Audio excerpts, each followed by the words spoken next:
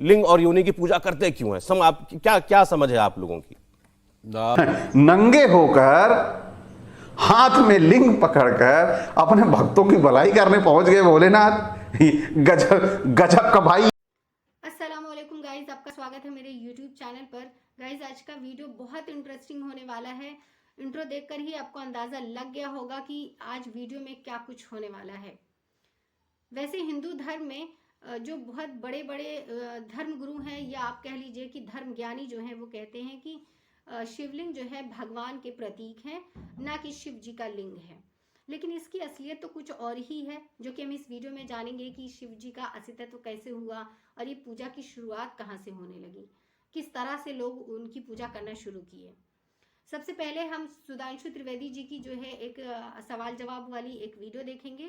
उसके बाद एक और वीडियो हम देखेंगे जिसमें उनकी असलियत बयान की गई है। तो वीडियो शुरू करते हैं बिना किसी देरी के। लेकिन उससे पहले मेरी एक छोटी सी रिक्वेस्ट है आप लोगों से कि मेरे चैनल को सब्सक्राइब शेयर सपोर्ट ज़रूर करिएगा, बहुत मेहरबानी होगी आप लोग की। चलिए वीडियो शुरू करते हैं। तो वैसे तो कई लोग कहते हैं घर में शिवलिंग नहीं रखना चाहिए, लेकिन जो लोग रखते हैं या जो मंदिरों में जाते हैं, बच्चों को ले जाते हैं, तो वो समझा नहीं पाते कि हम किन की पूजा करने के लिए आए। और इसका उपहास मैंने टीवी पर देखा, एक व्यक्ति बैठ करके बड़ी अभद्र भाषा में बात कह रहे थे। उन्होंने कहा आप हंसते हंसते उपहास उड़ाते उड़ाते कि अरे भाई आप लोग लिंग और योनि की पूजा करते क्यों हैं? आप क्या क्या समझ है आप लोगों की?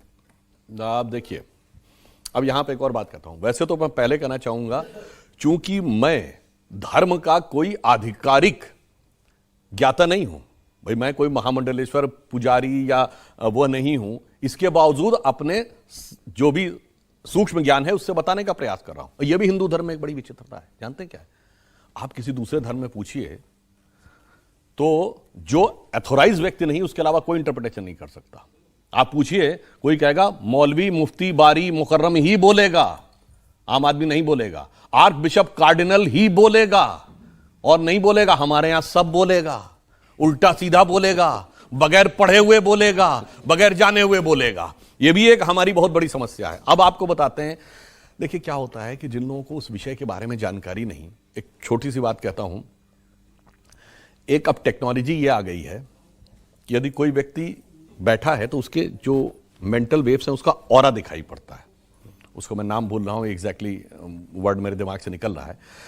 तो अब यह बात आई कि जब भी कोई व्यक्ति अच्छी मेंटल स्टेट में, आप खुश हैं, तो आपकी तरफ के ऑरा का वाइब्रेशन बड़ा स्मूथ होता है। जब आप दुखी होते हैं तो वो डिस्टर्ब होता है। यहां तक साइंस को दिख गया है। अब इसके आगे यह किया गया कि जब आप ध्यान लगा के बैठते हैं तो ऑरा आपका स्मूथ होने लगता है। स्मूथ होने के साथ पैराबोलिकल होने लगता है। अगर जाकर कहीं चेक करें तो आपको यह दिखेगा कि जब आप कोई व्यक्ति पूर्ण ध्यान की अवस्था में हो, उसका ऑरा लिया जाए तो वो बिल्कुल वैसा ही दिखेगा जैसा कि शिवलिंग के आकार का दिखता है। अब इसीलिए तो मैं कह रहा हूं, और शिव क्या है? ध्यान लगाइए तो वो उसके देवता हैं। इसीलिए शिव जी के पास तीसरा नेत्र है। तीसरा नेत्र किसका है? ज्ञान का प्रतीक है। तीसरा नेत्र खोलते ही क्या भस्म होता है? कामदेव भस्म होते हैं।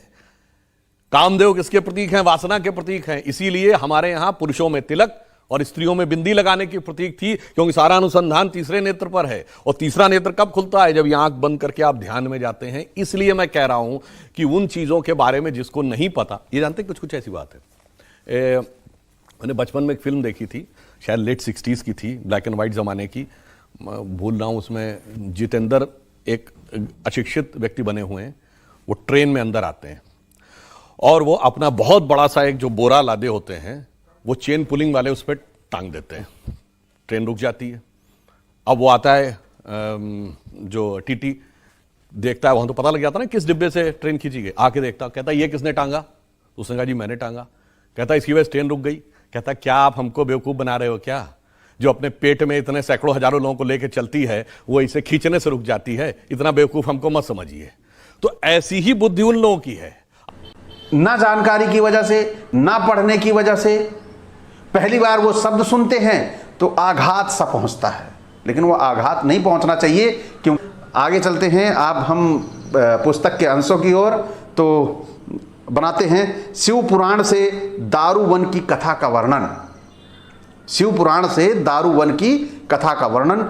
ये सीन है, दारूवन नाम का एक उपवन था, उसमें भृगु ऋषि का आश्रम था। उसमें बहुत से शिव भक्त, तपस्वी जन, ऋषि लोग भृगु ऋषि के साथ निवास करते थे।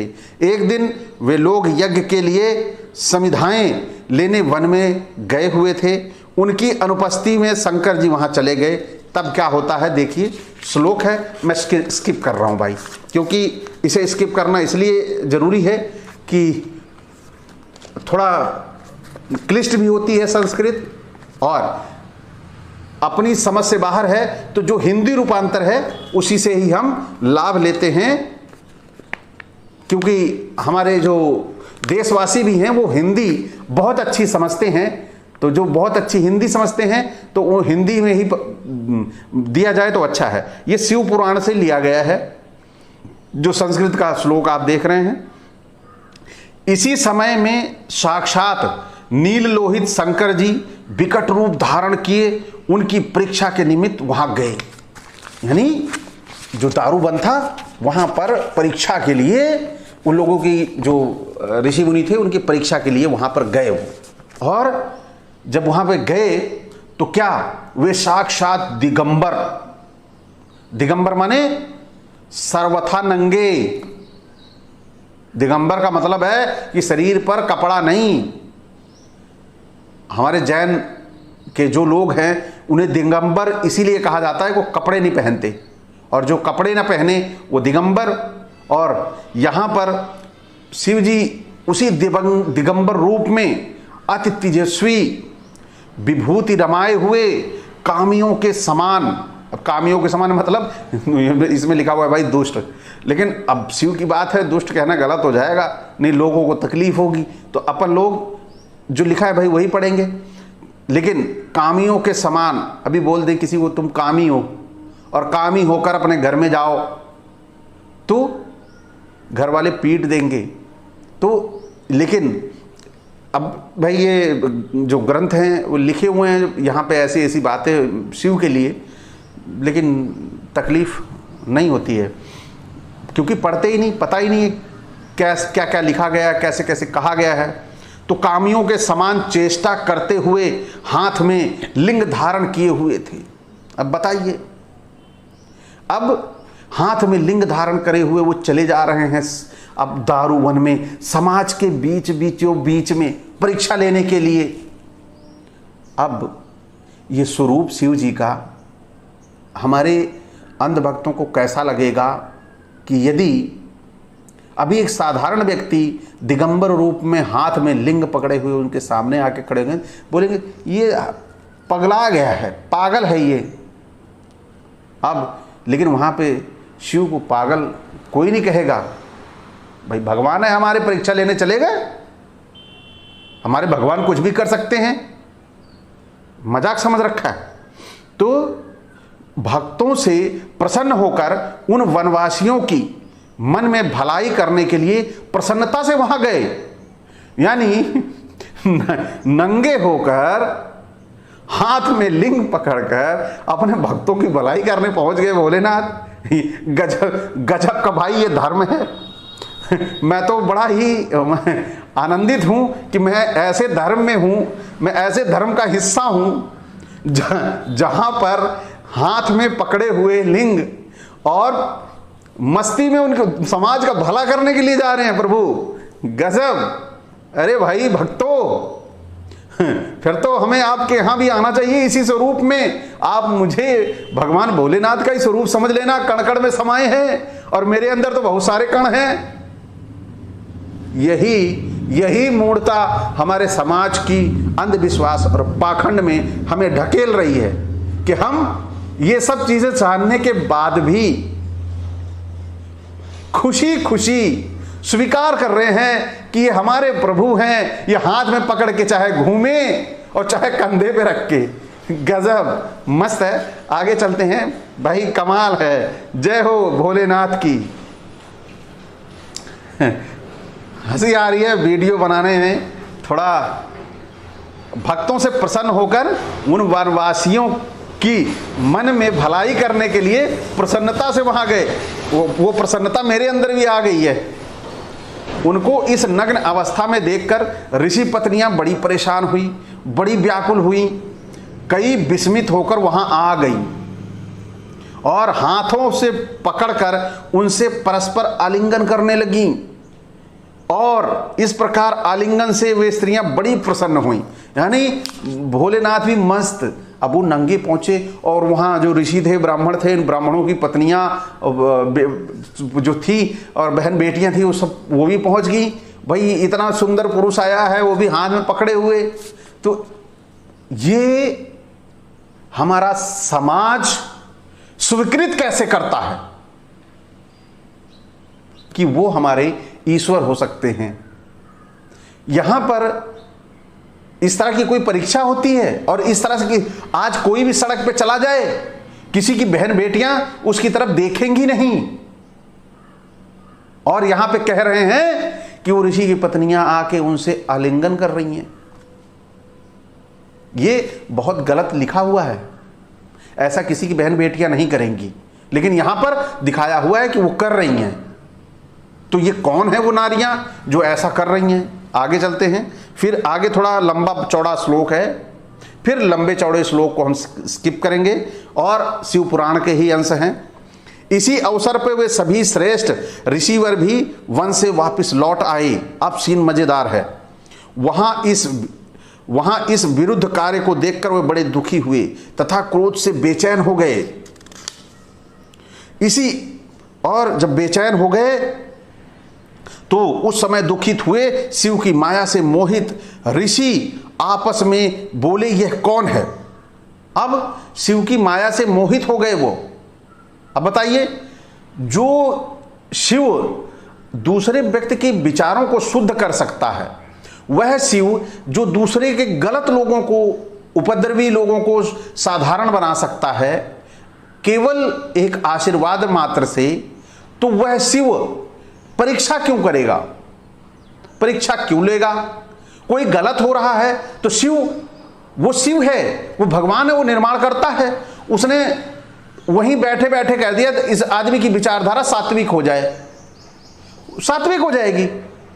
इस व्यक्ति के अंदर कामुकता खत्म हो जाए, खत्म हो गई, क्योंकि उसी ने बनाया है। उसको तो केवल डिलीट भर मारना है।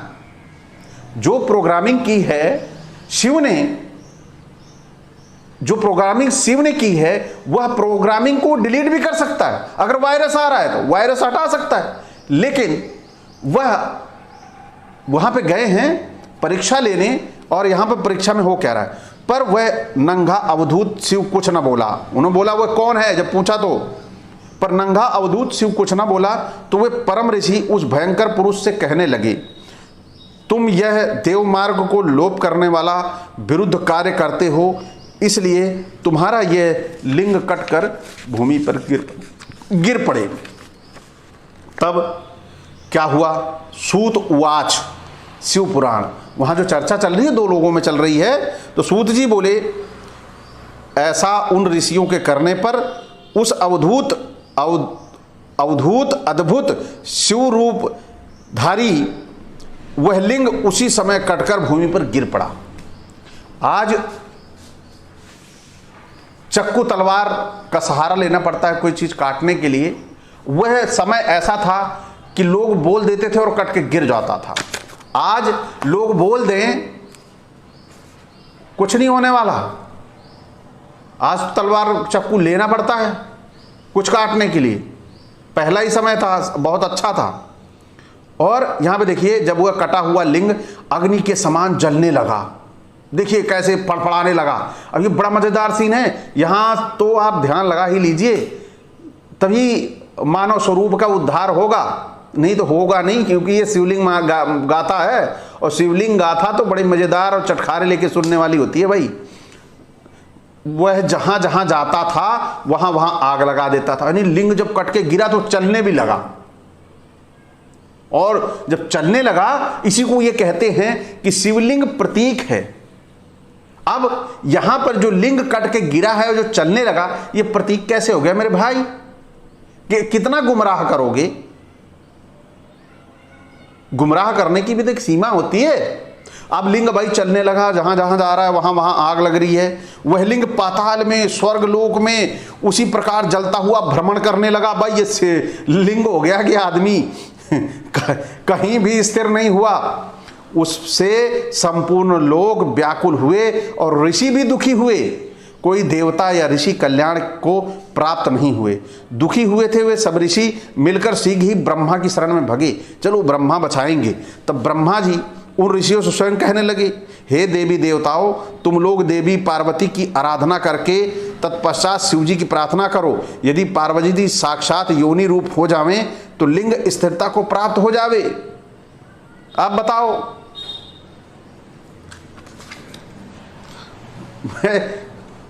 बड़ी ही शर्मनाक है ये जो बातें लिखी गई हैं, लेकिन हमारा समाज स्वीकार करता है उस कहानी को शिव और पार्वती की। यह बड़ा ही विस्मय होता है कि कैसे लोग मूढ़ हैं हमारे समाज के कि सच्चाई नहीं समझ पाते। साफ साफ लिखा है शिवलिंग और योनि की बातें। और तो उस समय भक्ति से पूजित और सुसज्जित हुए शिव जी अति प्रसन्न होकर ऋषियों से बोले। महादेव जी बोले कि हे देवताओं व ऋषियों, आप मेरे वचन को आदर से सुनो। यदि मेरा लिंग योनि रूप से धारण किया जाएगा तो शांति हो जाएगी। जो लिंग है वो योनि में धारण कर जाएगा तो शांति हो जाएगी। और आज भी शांति तभी होती है। यह बात समझने वाली है और आप समझ नहीं पाओगे। मेरे इस लिंग को पार्वती के बिना कोई धारण करने में समर्थ नहीं है। पार्वती ही धारण कर पाएंगी। पार्वती द्वारा धारण किया गया मेरा लिंग शांति को प्राप्त होगा। तो सूत जी बोले, हे मुनीश्वरों, यह सुनकर देवता और ऋषि ने ब्रह्मा को साथ लेकर और उसी समय पार्वती से प्रार्थना करने लगे। पार्वती तथा शिव को प्रसन्न करके पूर्वोक्त विधि के अनुसार शिवलिंग की स्थापना की गई। तो साथियों, जो लोग ये बताते हैं शिवलिंग प्रतीक है, वह जान लें शिवलिंग प्रतीक नहीं, साक्षात शिव का लिंग है।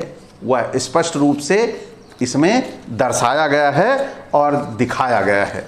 तो मुझे उम्मीद है कि शिवलिंग को मानने वाले जो लोग कहते हैं कि भगवान का प्रतीक है, तो मुझे उम्मीद है कि लोगों को समझ आ गया होगा कि इसकी असलियत क्या है, कि वो एक्चुअल में जो है वो भगवान का प्रतीक ना हो के वो एक्चुअल में शिव जी का लिंग ही है जिसकी लोग पूजा करते हैं।